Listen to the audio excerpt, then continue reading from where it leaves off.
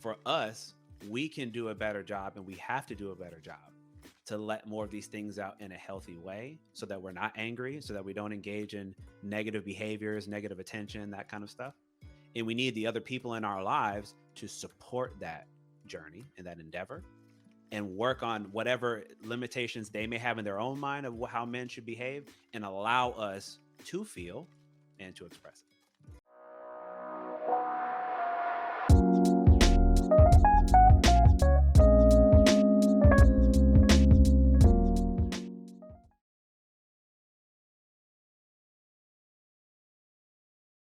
I was an emotionally abusive young man in my 20s because I had an idea of what my wife should do. And it caused a lot of stress. Why were you the way you were? You know, I had a lot of anger. I had a lot of pent up rage. I had, some combat stress that I had to deal with also that I wasn't dealing with because men don't show emotion. There is a social construct. Got to pause there again. He made a beautiful point, which you were talking about earlier. And man, I can't say this point enough because so many young guys that I work with, we all sort of operate from the same framework. It's like nobody ever taught us any other emotion but like anger. Like that's the one that most of us know really, really well. Because I think in my experience, both personally and professionally, that's like the only socially acceptable, and I put that in quotation marks, socially acceptable emotion for men. If you try to show something else, a lot of guys I notice they'll get shamed or looked down upon or told that they're weak and all these other euphemisms that we say.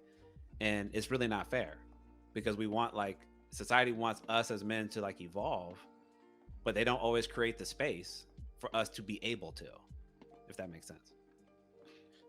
Yeah, it seems I can't think of like the term I want to use for it, but like you're saying, like you have, I guess I don't know if double standards would be the right way to say it, but they're wanting you to, I guess, wanting men to like, I don't know if change is the right word, but like you were saying, we don't always have the. Sometimes societally, we are looked down upon if we start showing more emotions, like you're saying, like the socially accepted in quotes feeling for men is anger. And I feel like sometimes whenever you try to break it, depending who you're talking with, of course. I've been lucky that my family is like supportive like that, but not everyone is fortunate like that.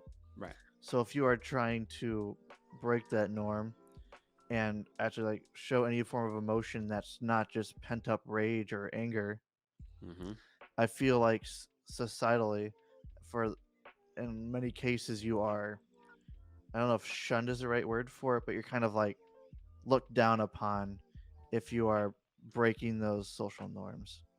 Yeah. No, you're speaking to what I was just trying to make a note of. I think, and when I try to make these points, again, I'm always trying to come from a place of understanding. This isn't trying to pin men and women against each other, nothing like that. But what I do say genuinely, and I say this to moms, I say this to girlfriends, I say this to wives, as well as I challenge the men, I say two things. For us as the guys, I want us, and I'm trying to help us to evolve, to change, to your point, where it is more comfortable for us to speak openly and honestly about how we feel. That can be with your partner, your wife, your girlfriend, your spouse, whoever that may be. That could be with your children. That can be with your good friends and your family. I would like for us to be able to do that across the board, right? But I understand that takes time. It's not going to happen tomorrow. And on the other side, whether it be the school's environment, family environment, relationship environment, job environment, for them and all of that put together to create slightly better conditions for men to be able to be comfortable to talk about that stuff. Because men, we can be ready to get into it, right? But if I'm in an environment that doesn't make it comfortable for me to want to talk about it, I'm not going to. Comfort's a huge necessary component for vulnerability. It won't happen if the person's not comfortable. It doesn't matter, how ready that person is to spill their guts or to talk about whatever it is that's bothering them. So that's always like the dual challenge that I give. For us, we can do a better job and we have to do a better job to let more of these things out in a healthy way so that we're not angry, so that we don't engage in negative behaviors, negative attention, that kind of stuff.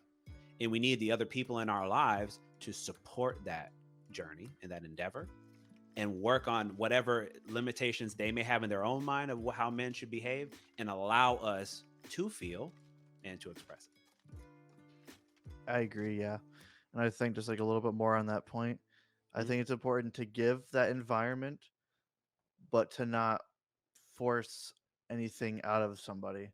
So give Yes. the person the environment that they are able to let their guard down, show their Mhm. emotions, and then after that, don't really push it. Yeah. Just give if let them if they're having any troubles, let them speak that once they are either they want to or Mhm. comfortable, and if they're in a comfortable environment already, they'll be more likely to vent, like Yeah.